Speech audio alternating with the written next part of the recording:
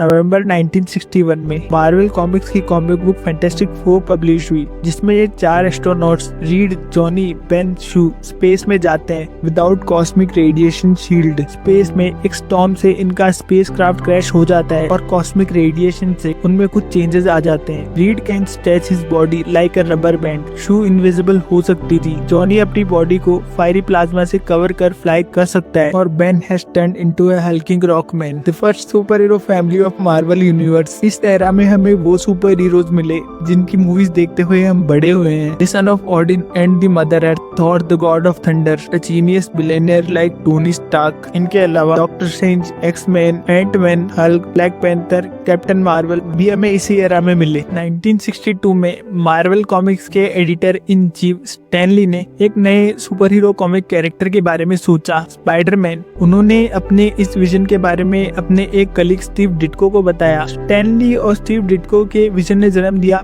Peter Benjamin Parker को, एक high school student. Really just a regular guy. Most anybody can empathize with him.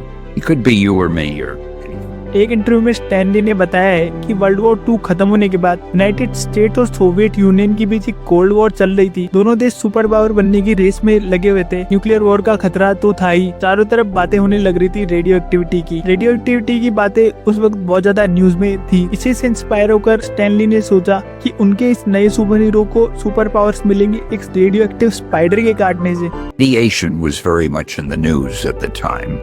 And I figured, well, let's let Spider-Man get his power through radiation. And if he's going to have spider power, what could be simpler than a radioactive spider bites him? Nice.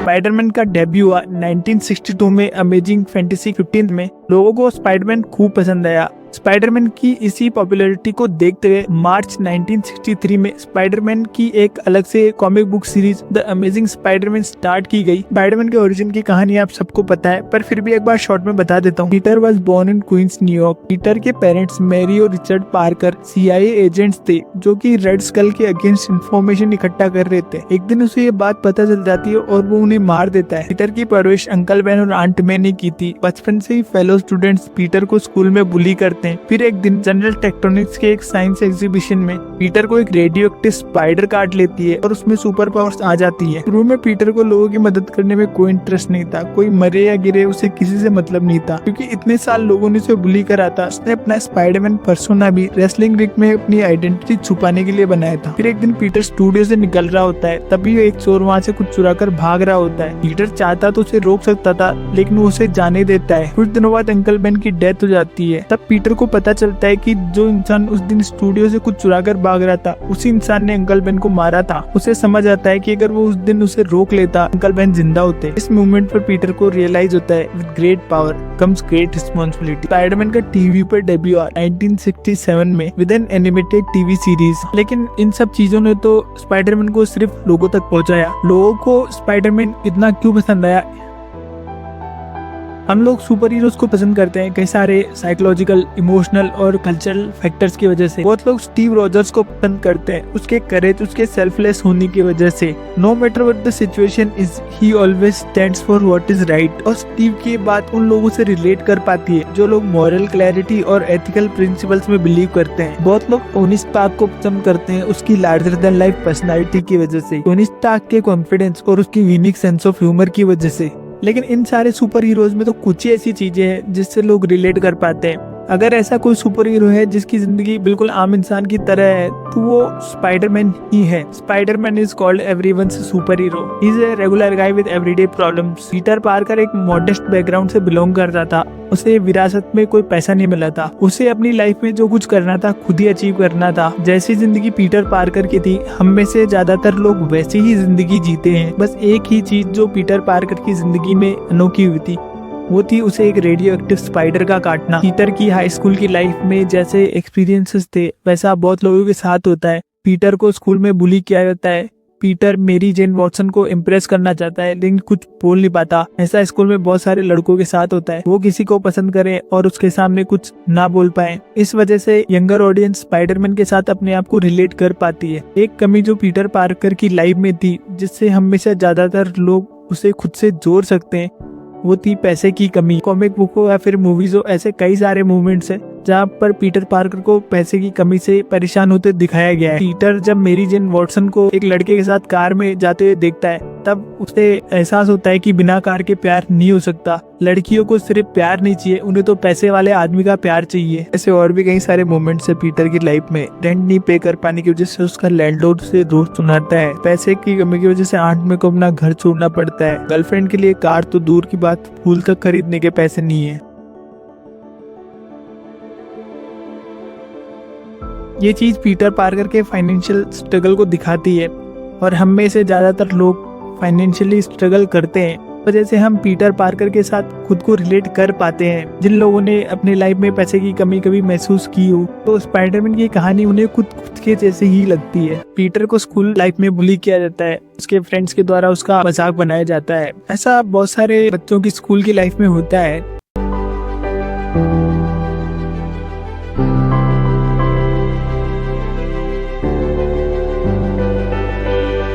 जो लोग दूसरों को बुली करते हैं, they do not have the ability to understand or care about the feelings of others। 1963 में The Amazing Spider-Man में जब Peter Parker की कहानी शुरू ही होती है तब दिखाया जाता है कि उसकी क्लास का एक लड़का फ्लैश थॉम्पसन उसका मजाक बनाता है, उसे बुली करता है। पीटर पार्कर के स्पाइडरमैन बनने के बाद भी ये चीज उसके साथ जिंदगी भर रहती है। हर मोड़ पर कभी ना कभी उसे ह्यूमिलिएट होना ही पड़ता है।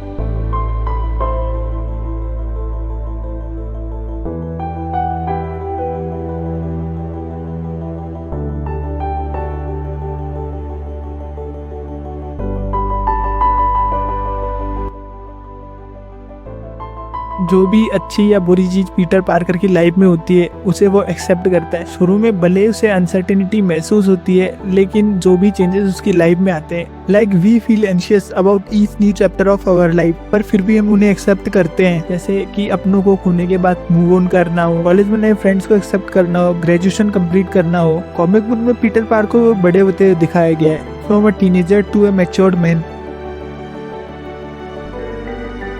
अगर आप स्पाइडरमैन कॉमिक्स को स्टार्टिंग से पढ़ोगे तो आपको एक चीज पता चलेगी, पीटर ने अपनी लाइफ के अलग अलग स्टेजेस पर हमेशा किसी अपने को खोया है। इस चीज को स्पाइडरमैन मूवीज में भी अच्छे से दिखाया गया है, जैसे कि उसके अंकल बेन की डेथ होना। पीटर अपने मॉम एंड डैड मैरी और रिचर्ड पार्कर को तो पहले ही खो चुका होता है। अगर उसका कोई अपना था तो वो तो उसके अंकल बेन और उसकी आंट में, और फिर एक दिन उसके सेल्फिश एक्ट की वजह से अंकल बेन की जान चली जाती है। और इस बात का दुख पीटर पार्कर को जिंदगी भर रहता है, क्योंकि जो हुआ उसे वो रोक सकता था। इसके अलावा हैरी ऑसबॉर्न की डेथ होना। हैरी और पीटर बेस्ट फ्रेंड्स थे from Midtown High School to Empire State University. Peter Parker काफी रिस्पॉन्सिबल और इंटेलिजेंट था, जबकि हैरी ऑसबॉर्न थोड़ा लापरवाह था। उसके फादर नॉर्मन ऑसबॉर्न की एक्सपेक्टेशंस न पूरा कर पाने का दुख भी उसे था ही। कॉमिक बुक हो या मूवीज हो, ऐसे बहुत सारे मूवमेंट है जहाँ पर दिखाया गया है कि हैरी ऑसबॉर्न और पीटर पार्कर ने एक दूसरे के डिफिकल्ट टाइम में एक दूसरे को सपोर्ट किया। पीटर पार्कर की स्पाइडरमैन वाली आइडेंटिटी रिवील होने पर दोनों के बीच टेंशन बढ़ जाती है, लेकिन तब भी वो था तो पीटर का सबसे अच्छा दोस्त थी। और भी ऐसे कई सारे मोमेंट्स है, जैसे ग्वेन स्टेसी की डेथ होना, मिशेल जोन्स को पीटर पार्कर का सच न बता पाना। मूवीज में हीरो के साथ अंत में सब कुछ ठीक हो जाता है, लेकिन स्पाइडरमैन की कहानी में हमेशा हैप्पी एंडिंग्स नहीं होती, और हमारी रियल जिंदगी में भी यही होता है। इंसान चाहता तो बहुत कुछ है, लेकिन सब कुछ उसे मिलता नहीं, इसलिए हम स्पाइडरमैन से रिलेट कर पाते हैं।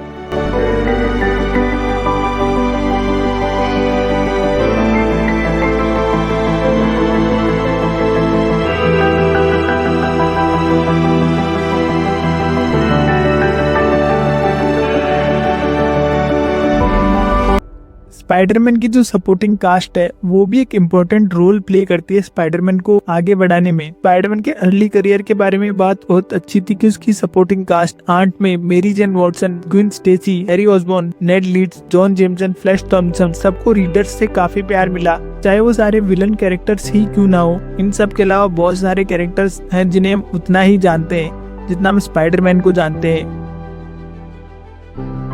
अब अगर हम सारी चीजों को एक जगह करें तो हमें समझ आएगा, relatability plus Peter Parker's everyone persona plus empathic character multiplied by Spider-Man's iconic personality, इन्हीं चीजों ने स्पाइडरमैन को इतना पॉपुलर बनाया।